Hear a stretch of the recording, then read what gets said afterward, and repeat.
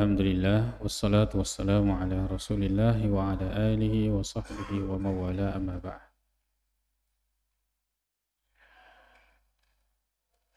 Dua hadis terakhir, lalu kemudian insyaallah kita akan masuk di pembahasan wudu. Wa an Asma binti Abi Bakrin, diriwayatkan dari Asma binti Abi Bakar, saudarinya Aisyah radhiyallahu anha, sebapak tapi beda ibu. Jadi Asma dengan Aisyah bersaudari tapi beda ibu.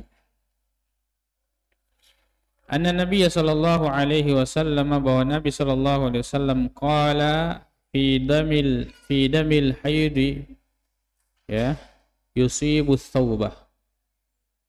Beliau membahas tentang darah haid yang mengenai pakaian.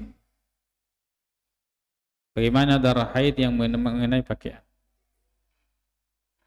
Haid itu adalah darah ya yang keluar dari perempuan yang merupakan daur. Daur ini adalah ada waktunya bergulir setiap bulan,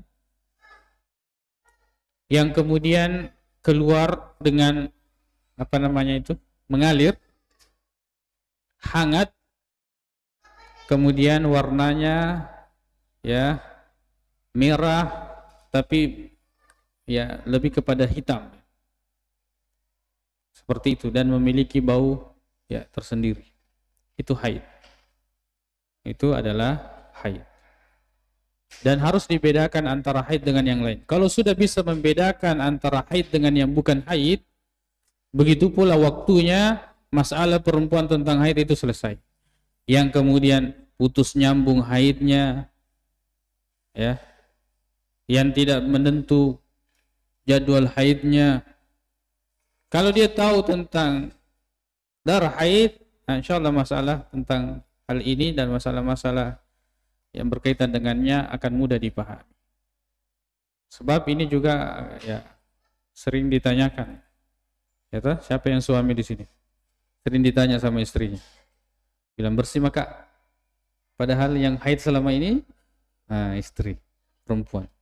Tapi ya terkadang ditanya seperti itu mungkin untuk menguatkan. Ya, entah beliau bertanya masih ada keluar, apakah ini saya masih haid atau ya belum. Tapi laki-laki juga biasa ya dengan pede menjawab seperti dia ya.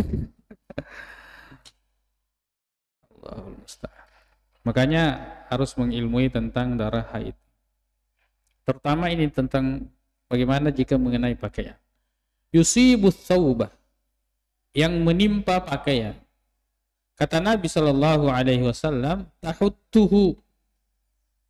Ini maksudnya ini dia ya, bukan kamu ya, bukan laki-laki. Tahuttuhu, dia si perempuan itu ya, tahuttu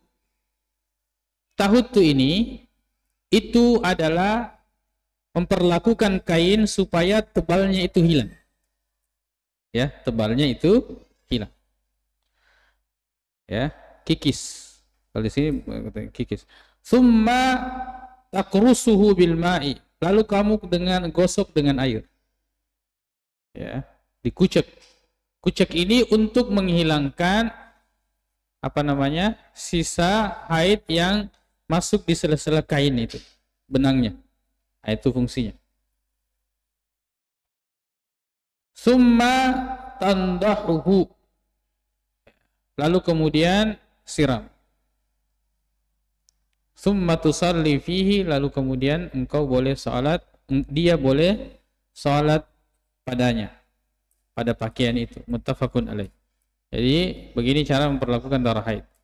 Jadi dia kerik dulu sampai hilang tebalnya, lalu kemudian dia kucek, gosok, lalu kemudian setelah itu dia siram, setelah itu boleh dia pakai. Perhatikan dalam hadis ini, darah ini itu sesuatu yang sulit hilang warnanya, ya kan? Sedangkan kita pelajari bahwa najis itu dianggap bersih kalau hilang warna, rasa, dan baunya. Bagaimana haid? Nah, susah hilang. Baik, kaidah mengatakan al-masyaqqatu tajlubut taisir, bahwa kesulitan itu akan mendatangkan kemudahan. Kesulitan itu akan mendatangkan kemudahan. Dan banyak dalilnya ini, kaidah. Di antara dalilnya, seperti yang sudah kita pelajari, membedakan air kencing laki-laki dan air kencing anak perempuan. Karena ulama mengatakan hikmahnya karena laki-laki ya kencingnya menyembur. Kemudian memang lebih sering, lebih suka diambil sama orang, ya, digendong dan sebagainya. Begitu pula misalnya kucing, ya, kucing. Itu kemudian di dalam bahasa hadis itu adalah hewan yang at-tawafin atau at-tawafat yang berada di sekeliling kita. Itu bukan berarti tidak najis, ya. Ini sebagian ulama menjelaskan seperti itu. Tapi itu adalah kesulitan yang kemudian menghadirkan kemudahan. Sama dengan ini. Karena kalau sudah dibersihkan, sudah dikucek, sudah disabu, kalau kita sudah disikat, sudah disiram, masih ada, mau diapa kira-kira? Mau dibuang? Mau digunting? Tidak mungkin. Maka di sini terdapat kemudahan di dalam syariat. Makanya ketika Nabi menjelaskan tidak sampai mengatakan hilang, pastikan hilang warnanya, tidak. Nabi mengatakan hilangkan tebalnya, kucek, siram, pakai sholat. Ini kemudahan, ya. Jangan lagi tanatta di sini. Jangan lagi takalluf. Oh, tidak. Pokoknya harus disikain. Akhirnya itu warna apanya? Warna bajunya belangi ke 7 nerva atau mah bulu-bulu. Nah, besok di situ ada takalluf. Maka kemudian Imam Ibnu Hajar menghadirkan hadis yang selanjutnya ini, itu sebenarnya ingin menguatkan yang di atas, cuma beliau mengatakan sanadnya dhaif. Yaitu diriwayatkan dari Abu Hurairah radhiyallahu anhu qalat Khawlatu ya Rasulullah. Khawlah berkata, wahai Rasulullah, fa illam yadhhabid damu, kalau darahnya tidak hilang bagaimana? Qala, maka Nabi mengatakan yakfikal ma'u, cukup air itu, wala yadurruka atharuhu, kemudian bekasnya tidak memberikan mudarat padamu, artinya tidak masalah itu bekasnya. Akhrajahu Tirmidzi wa sanadahu dhaif. Dikeluarkan oleh At-Tirmidzi dan sanadnya dhaif. Alhamdulillah. Jadi seperti itu kita memperlakukan darah haid. Jadi apalagi sekarang sudah dicuci, sudah masih ada bekasnya, tidak apa-apa, pakai saja. Begitu juga pakaian yang terkena darah, ya. Misalnya kecelakaan ada ini, pakaian susah dihilangkan, ya tidak mengapa. Yang penting kita sudah maksimalkan. Mau dia apa? Tidak mau hilang. Dia bilang itu. Jadi itulah agama.